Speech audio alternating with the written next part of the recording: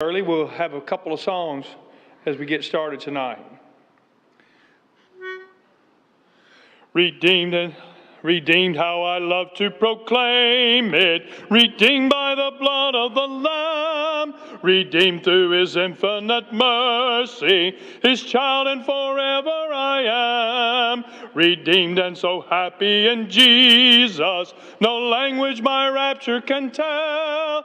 I know that the light of his presence with me doth continually dwell. Redeemed by the blood of the Lamb. Redeemed, his child and forever I am. I know I shall see in his beauty the King in whose law I delight, who lovingly guardeth my footsteps and giveth me songs in the night. Redeemed by the blood of the Lamb. Redeemed, his child and forever I am. God's family.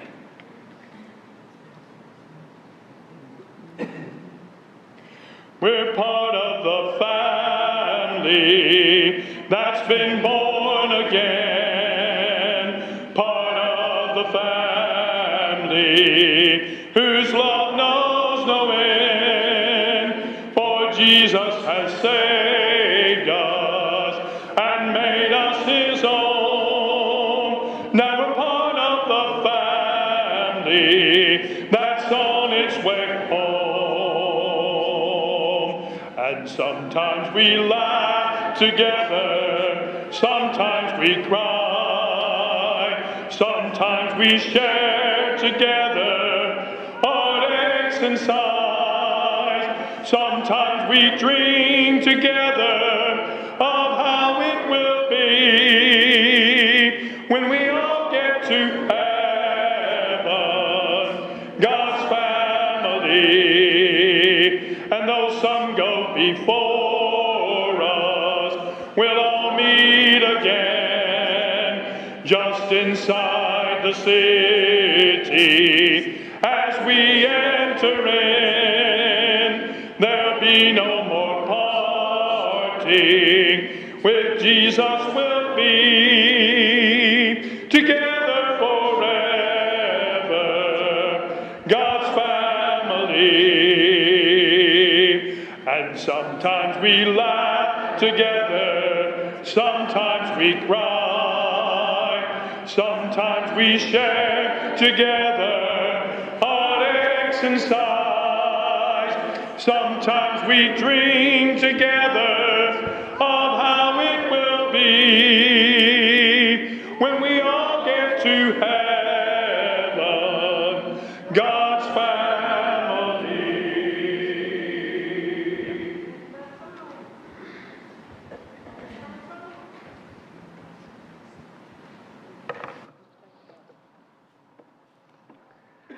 Let's continue in prayer. Abba, Father, thank you so much for your word. Thank you for all that we can take from it. Thank you for keeping it around for us who have come so late to the gospel. Thank you for getting us safely here tonight.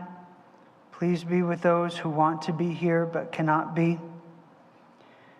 Thank you so much for this congregation. In Jesus' name, amen. So, as always, corrections from last week first.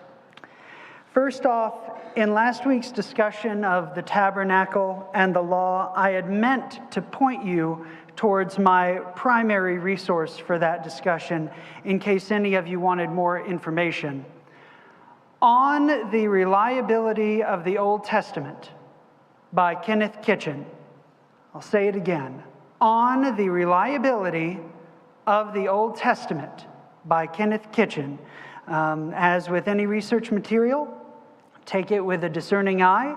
You won't agree with everything, but his work is a great example of what serious biblical historical research looks like.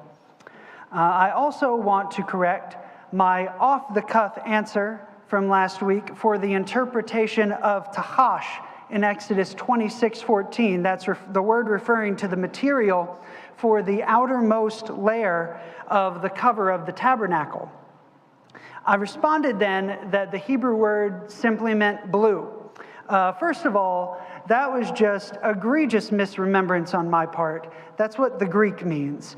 In the Greek Septuagint text of Exodus 26:14, the text says blue skins. Okay, so I apologize for just getting the languages straight up crossed in my memory. But I also told you that one of my classmates, James Gilbert, did some proper research on the meaning of this word in a recent year, and I have refreshed myself properly on the matter now and can give you a better answer. First off, this term for what was the tabernacle covered with on the outside, this term is not only used with reference to the outer layer of the tabernacle cover. Whatever it was, the same material was used to cover the altar of incense as needed in the holy place, as well as being the cover over other implements used in the tabernacle service in Numbers 4. It's also used to denote the material of a really nice pair of sandals in Ezekiel 16, okay? The meaning of the Hebrew term is a debate, but most of the attempts have now fallen to either trying to name an animal or just calling it nice leather or something like that.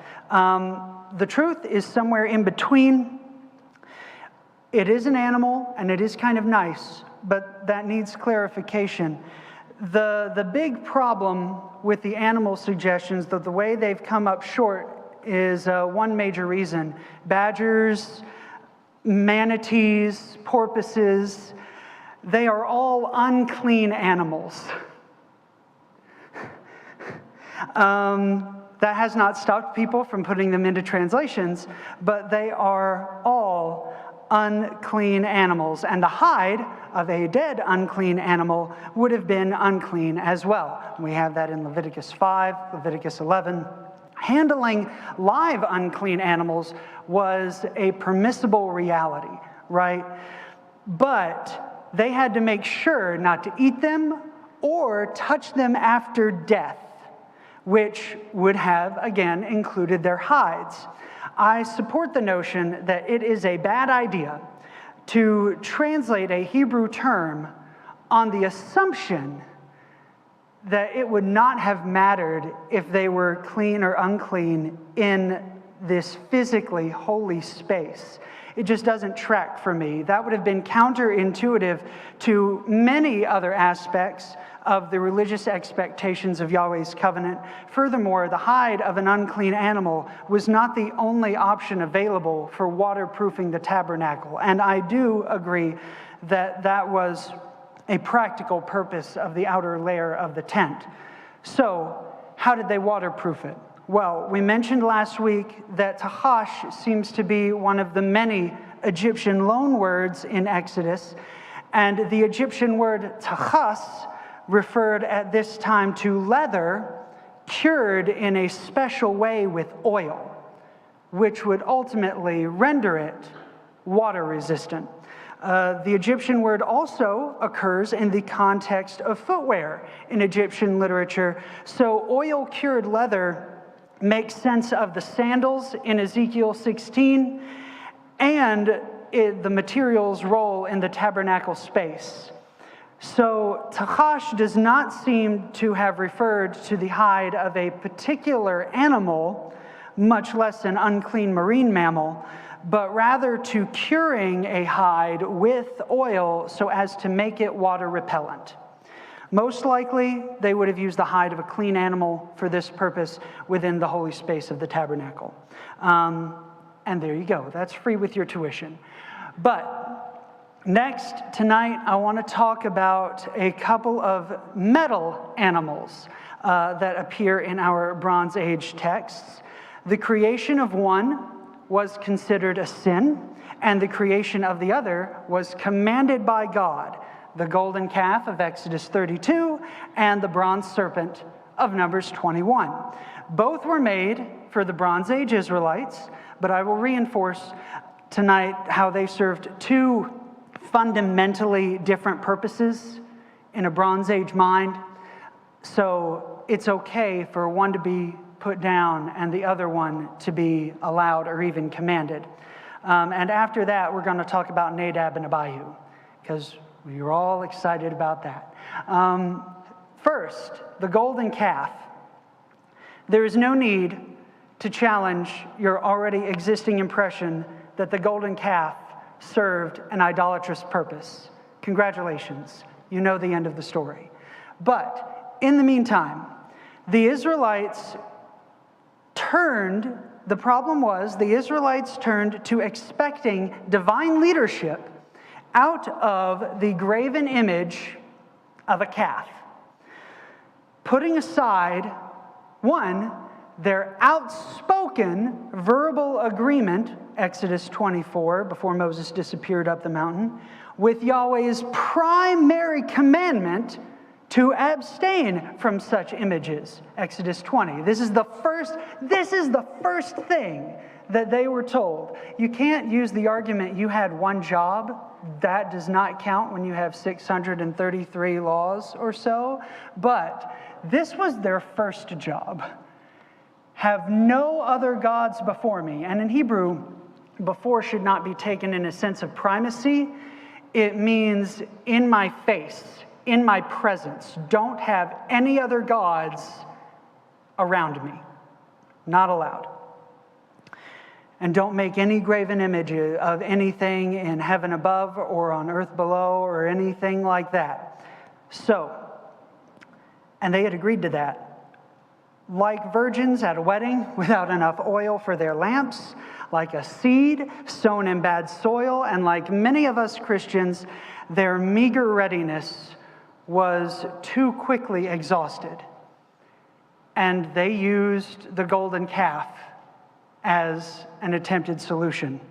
But our brief focus tonight will be on the cultic object itself, so that you have a clearer picture of it in your mind as you reread your Bronze Age Bible sections. Translating the Hebrew term, egel, in Exodus 32:4 as calf, is a solid choice. But the nuance of it here may not be the image of a little gentle newborn, right? It's like when we picture lamb, and it's just this cute little thing. But it may have looked more like a wild young ox in its prime, a virile and sturdy and robust creature. The use of the feminine version of the term in Scripture tends to be used in more contexts where age seems to be better described. But it did not have to be the statue of a baby animal. So it's used in Genesis 15:9, talking about the female version of the word, to indicate a 3-year-old cow. God is listing out a bunch of 3-year-old animals that he wants. And one of them is this 3-year-old egel. Okay? So it's young, but it's also 3 years old. And at 3 years old, livestock can be rather large. So you have that. In Isaiah 7:21 and 22, it's a cow old enough to produce a lot of milk. In Judges 14, Jeremiah 50, and Hosea 10, the animal can be old enough to pull a plow. So it can refer to a little infant thing, but it can also refer to a big honking sturdy thing that can produce lots of milk and do lots of work. The debate is whether we think Moses was being snarky and making fun of the animal, representing it as a little baby. But this is linguistically unnecessary, as we have just represented. And as we've seen, in reality, if we think about it, with the pressure he was under, it is not likely that Aaron came up with something in view of other ancient Near Eastern iconography, like a little baby animal. In ancient iconography, the stature or austerity of deified animals was part of the impression. You wanted them to be big, you wanted them to be sharp, you wanted them to be fierce in some cases. So I would suggest that it's more likely that Israel expected an image of some eminence to retroactively associate it with all the tremendous miracles that they had experienced. They would have attributed crossing the Red Sea to this thing. They would have attributed the plagues to this thing. And why a calf or a young bull ox, etc.? We've talked a couple times now about the nature of paganism, right? The nature of seeing so much activity and energy in the natural world that we ascribed to it many different personalities of deity. And we did this repeatedly with livestock. These massive creatures have impressed us for thousands of years. Their association with divine power predates their domestication. Aurochs, bull oxen, etc., represented a slew of deities across the ancient Near East. In Bronze Age Egypt and Mesopotamia, the most influential religious cultures behind and ahead of the Israelites who are in Exodus, bulls represented several deities at the time. On the Egyptian side, bulls represented the deities Apis, Bukis, Menevis, Bata, and Kemwer, and the mother goddess Hathor, who was especially prominent in the Sinai Peninsula. Okay? So, and we know that at some point they are interacting with the Sinai Peninsula in their travels. And Hathor is the prominent deity of that area, and she is chiefly represented in that area as a bull. Coming from the Mesopotamian direction of religious influence, Baal was a chief deity that you even know off the top of your heads, regularly represented as a bull or even as standing on top of a bull. And they had already, according to the Bible, in Exodus 14, before they even crossed the sea, they have already come to a place known in Semitic terms as Baal Zephon.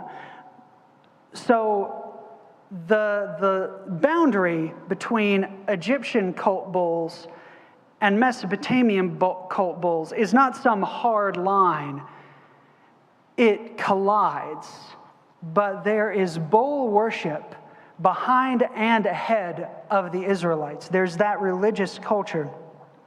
Either way, then, Mount Sinai is in the vicinity of long-standing traditions of bull worship. So Aaron may have gotten the idea for the image of a calf from a perception of how deities were being represented in the surrounding Bronze Age area.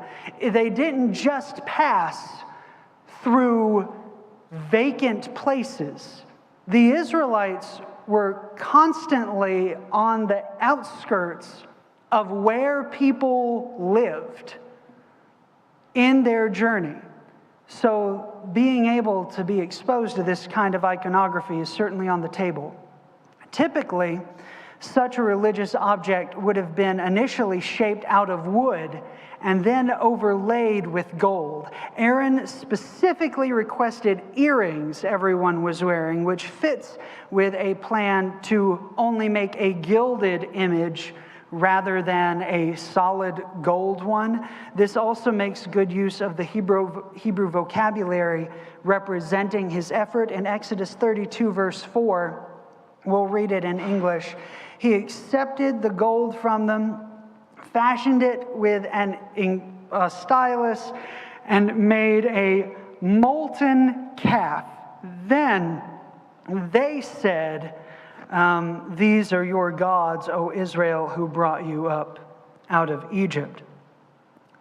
So Exodus 32:4 describes Aaron working with the metal in a way that involves some sort of stylus, taret, and perhaps detailing or spreading it, and the finished image as being covered in a layer of metal with the term mashecha, which might be rendered in your English versions like it is mine as molten, right? So taken together, Aaron seems to have used a stylus of some sort to create a metal sheath over an implied wood carving to create the idol, as opposed to detailing a mold, filling the mold with molten gold, and then creating a solid metal object.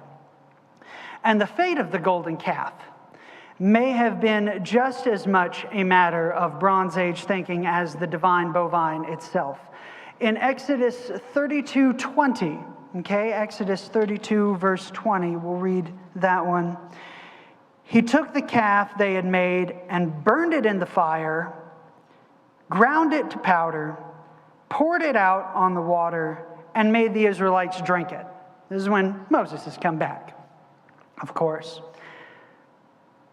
So Moses burnt the image, which probably involved remelting the gilding and charring the wood underneath. He ground it all to powder. He scattered it over a water source, and he made the people drink it. We do not have to think this was an arbitrary thing, an arbitrary combination of actions. Insofar as the Israelites had imbued the calf in their minds with divine power, Yahweh, as Moses knows him, now has theological competition. This is a violation of the first commandment, and it has to stop. It effectively has to stop. So, Aaron even claimed in Exodus 32:24, 4 verses after we just read, that it was self-generated, right? And that Exodus 32:24. So I said to them, Aaron's trying to save his own skin, whoever has gold, break it off. So they gave it to me, and I threw it into the fire, and this calf came out. Just came out. This is like a 3-year-old level of argument, right? I don't know how this happened. It just happened. It wasn't me who emptied out the entire jar of peanut butter and jelly on the kitchen floor. It just came out. Well, this was a common way the deities were said to be born in the Bronze Age. Egyptian coffin text number 74, for example, has the god Atum saying, I created my body in glory. I am he who made myself. I formed myself according to my will and according to my heart. And when we were talking about, way back weeks ago, when we were talking about creation narratives, we also saw a god create himself. Thankfully, the golden calf does not seem to have been around long enough to warrant any poetry by Aaron or the Israelites, but you get the preposterous claim that Aaron was making about something that he himself had just been working on, maybe hours or days before, right? Moses may have felt it necessary to dispose of the calf in a way that thoroughly communicated its rejection and removal on Yahweh's behalf. A Bronze Age text from the city of Ugarit involves a story where the god Mot was similarly dealt with by another deity. The text reads, she seizes, because it's a goddess doing this to another god, she seizes the godly Mot. With sword, she cleaves him. With fan, she scatters him. He's powder now. With fire, she burns him. With hand mill, she grinds him. In the field, she sows him. And later lines specify that the field onto which the goddess scattered Mot's powdered remains was actually the sea, putting the remains into water, and then the birds consumed the powder out of the water, like the Israelites were made to do. Taken together, it may be worth considering that the Israelites could have understood this series of actions as the formal removal and condemnation of the God that they were starting to claim. This was an effective and ceremonial way of kicking the golden calf out of the camp. It would not have been enough just to throw it aside. Moses was formally and fully distinguishing between the calf and Yahweh and expelling the idol that they had embraced in Bronze Age terms to a Bronze Age group of people. Speaking of bronze, the bronze serpent. Jump forward to the book of Numbers, Numbers 21, right? Numbers, it's somewhere in here. There we go. Numbers. So with all the drama around the golden calf, why did Yahweh specifically instruct Moses to make a bronze or copper serpent at a later time? And this starts in verse 6 of Numbers 21 and goes through verse 9. Just for clarity, the Hebrew term could refer to bronze or copper. Bronze is an alloy, so Moses being told to make a statue, it could have taken a little more time to produce, maybe. But we can suggest from the materials required to build the tabernacle that the means to make a bronze image could also have been immediately accessible to him in the Israelite camp, if enough was not already smelted somewhere. And additionally, at this stage of their journey, the ancient Israelites seem to have made their way between the region of the city of Arad and the nation of Edom in the northern part of the Arabian Peninsula, a heavily trafficked area for the copper trade as far back as the Chalcolithic period. So even if there had been no bronze left in the camp after the tabernacle and furniture were built, he could have gotten a hold of some copper right there within a few miles. He would have had the metallurgical materials needed to make the statue in any case. The Israelites had just been punished with venomous serpents, okay? And were now faced with mortal danger. There may have been some irony here on Yahweh's part, or maybe Moses' part in recounting the incident. The Israelites were complaining about leaving Egypt. The adjective Moses used to describe the venomous nature of the snakes, saraf, is another Egyptian loanword, okay? Meaning fiery or burning. Incidentally, some researchers have wondered if Yahweh would have been instructing Moses to particularly make a copper statue, because copper in its raw form is this fiery red color, but that is not a necessity. The venomous snake, however, as we discussed a couple of weeks ago when we were talking about the start of the plagues, was a major Egyptian symbol. Venomous snakes would sometimes be pictured in Egyptian art as glowing like fire or as spitting fire. And Moses here recounts fiery serpents, burning serpents. So it may be appropriate to understand that when they said they missed Egypt, God gave them a reminder of Egypt. And it was horrible.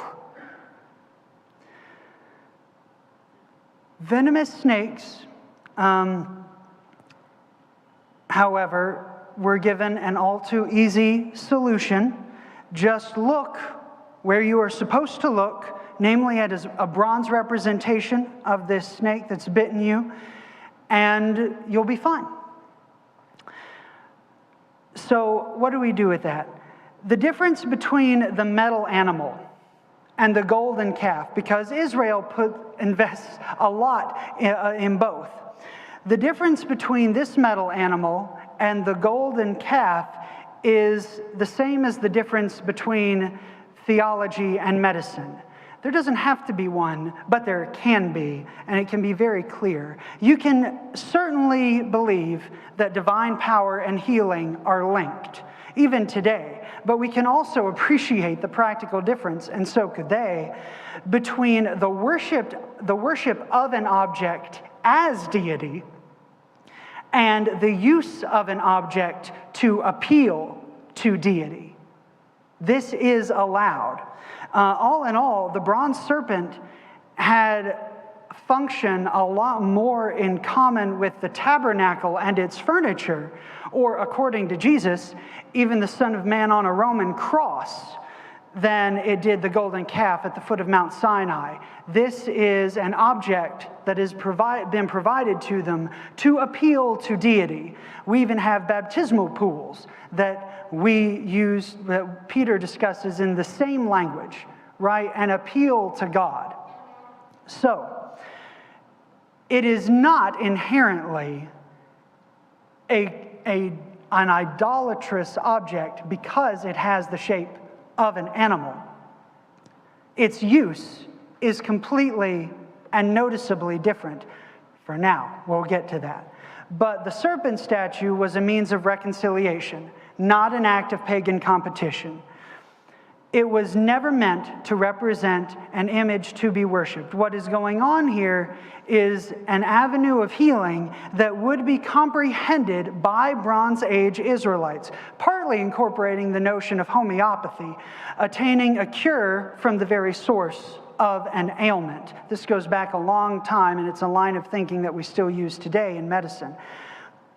Theologically, however, looking at the image would have also served as an acknowledgement that this was divine punishment for a desire to return to Egypt. It was also a statue, right, and not a salve. So it would have been immediately obvious if you look at a statue and suddenly you're better, that Yahweh is both your judge and your forgiver in this circumstance. Nobody is confused, or at least there's a lot less potential for confusion here than at the foot of Mount Sinai.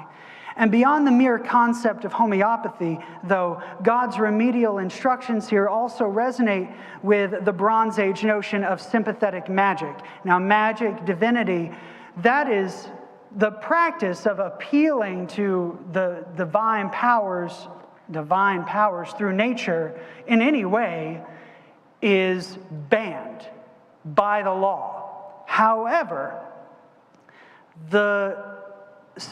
this is something that has resonance. What actually happens in the Hebrew Scriptures has resonance with the reality of how Bronze Age people think you get healed. Suffering from poison or venom contracted from bad contact with a dangerous plant or animal could be remedied, it was understood, by gazing upon an image of the same plant or animal, and it would guard you from further attack. I don't think there is any question that in its overall shape, God could not have acquiesced to a widely known order of operations that would cause a Bronze Age person to expect healing from what Moses was setting up for them. He acted within the bounds of Bronze Age life when he set up the bronze serpent, when he gave circumcision to Abram, the plagues to Egypt, the ark and the tabernacle and the law to Moses. We've been discussing all along how these things have a shape in the Bronze Age world, but they have a very exclusive meaning with Yahweh. I think it's also comparable to his allowing them to cast lots in certain circumstances, which is even how we got our last apostle, and we can't be mad about that. But I'm also confident, again, that the Israelites would not have misunderstood it as Moses himself just going rogue and making an about face and offering them some sort of source of elemental magic. They're not that stupid.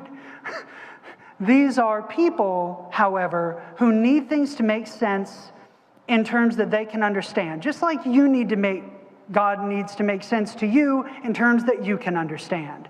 And this class is hopefully bridging that gap. But throughout the narrative of the Exodus journey, the Israelites are allowed to experience blessings that the surrounding pagan nations are also seeking through magic. And God does not ever say, I'm gonna supply or magic or something like that.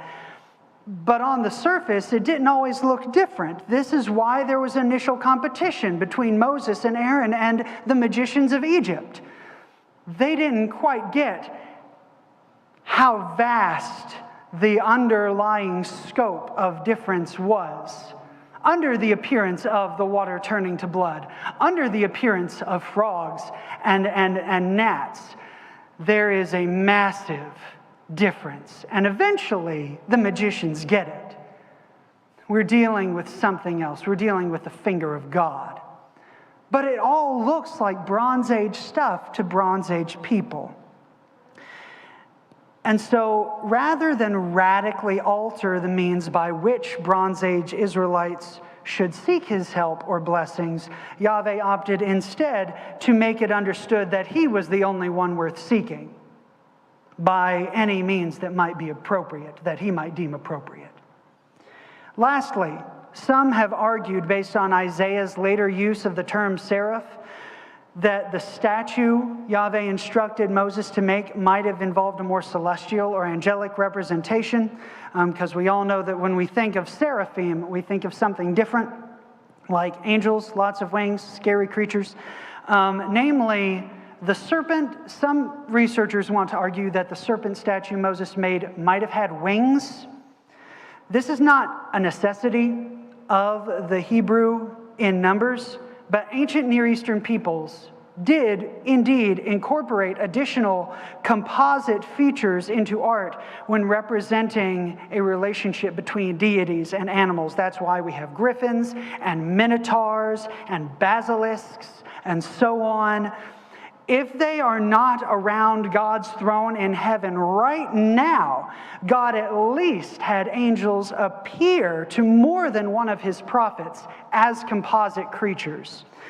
Whether or not such creatures are a persistent heavenly reality, which is certainly possible, composite creatures in Bronze Age art conveyed the complexity of interacting with the divine. I do not believe that you just had minotaurs running around ancient Greece, but I do believe that they were trying to comprehend and represent something with the imagery, something that they felt was real. So, knowing that, if Moses' serpent statue did have wings, it's not a huge deal. It doesn't mean that there were actually just a bunch of little dragons flying around the Israelite camp. That's ridiculous.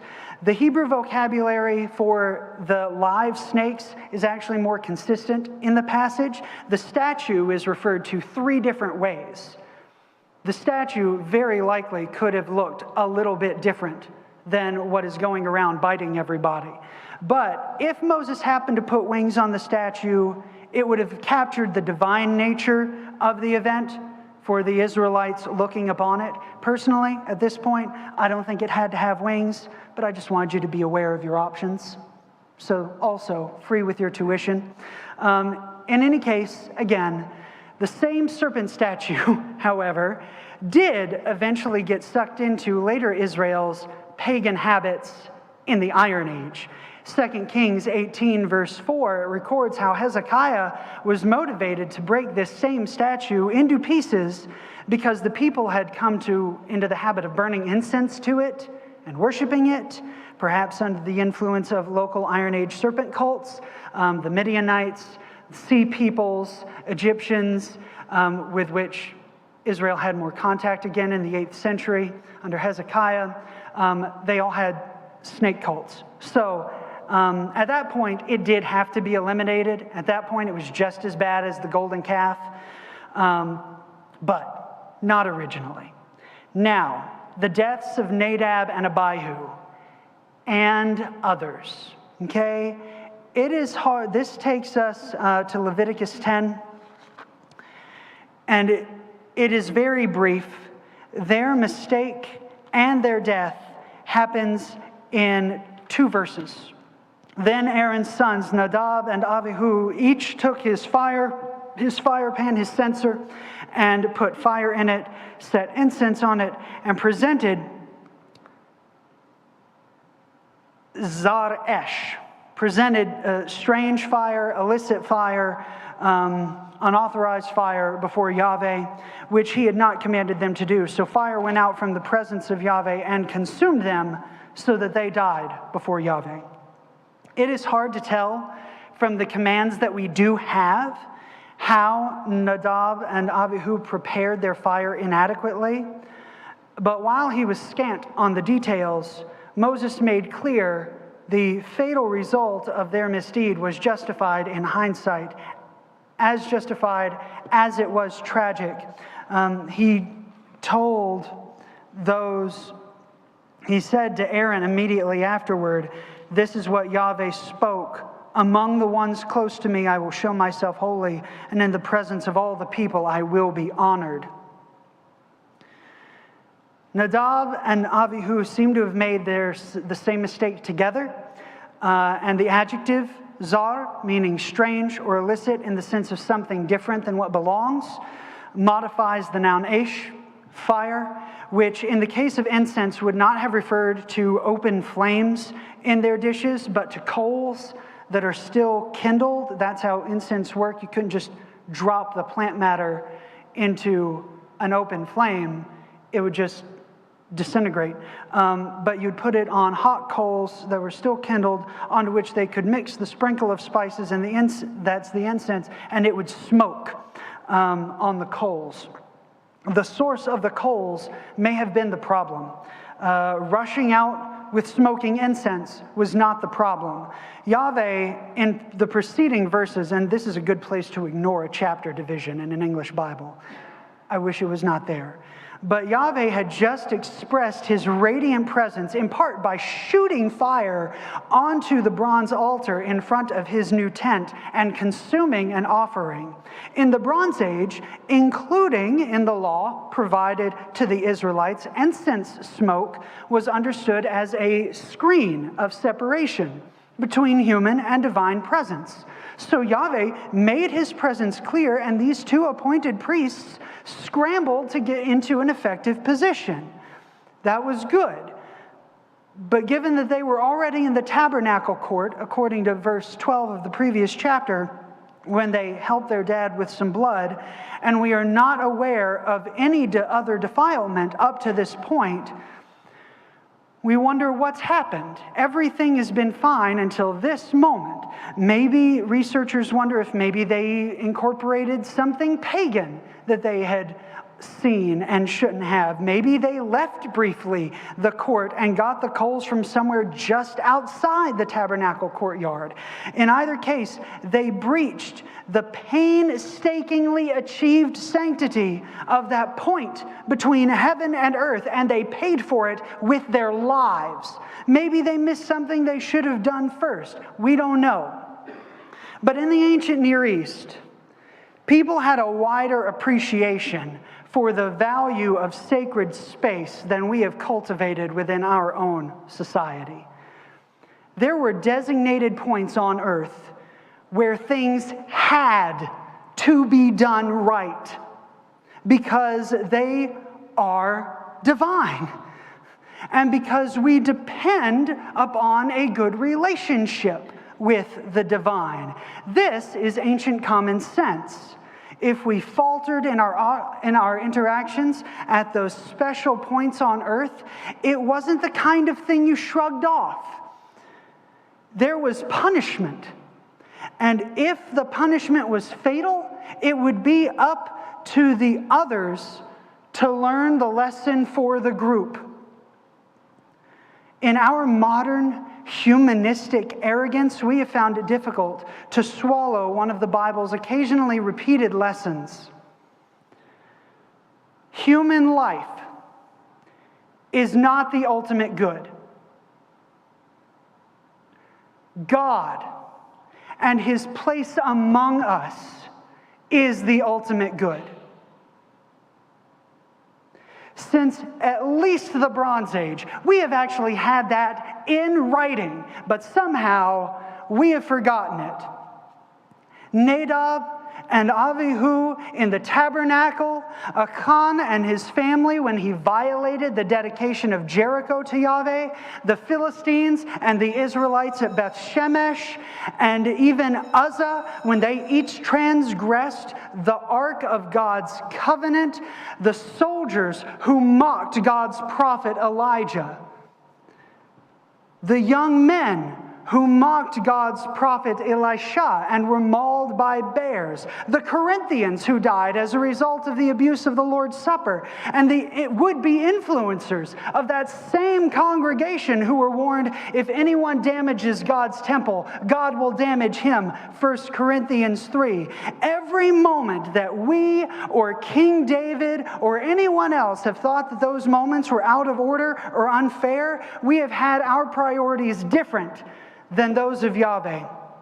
If we measure the worth of our choices and lives as greater than that of our deity, if we indignantly weigh intentions and desires more heavily than the ancient and hallowed role of a divine ruler, then we are misplacing the deity of our God.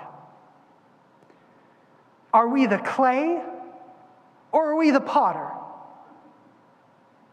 We too are creators and rulers in His image, but look at the disgrace that we have wrought for ourselves in this world of choices that has been provided to us, even by most of our own standards of satisfaction across the globe. It is better that we each only live so long to influence this world, because our relationship with goodness is fickle. And it can disappear and fizzle out and turn on a dime. We have not earned holiness. Nonetheless, we have been loved enough that a real deity seeks our permanent well-being. And if you trust Yahweh to handle your own imperfect, dusty human life, do not fear more for Nadab and Abihu or Uzzah or any of them in the hands of the same God. Instead, we must learn the lesson that was worth their lives. I must be holy, for He is holy. And holiness is the facilitated non-interruption of His goodness. God, help me to be holy. Church, pray for me to be holy. And as for you, it is my greatest hope that you will not take this little rampage as your next basis to be harsh with someone. Examine your own holiness first. But it is not wrong for anybody to die for God's holiness. It is not. Are there any questions?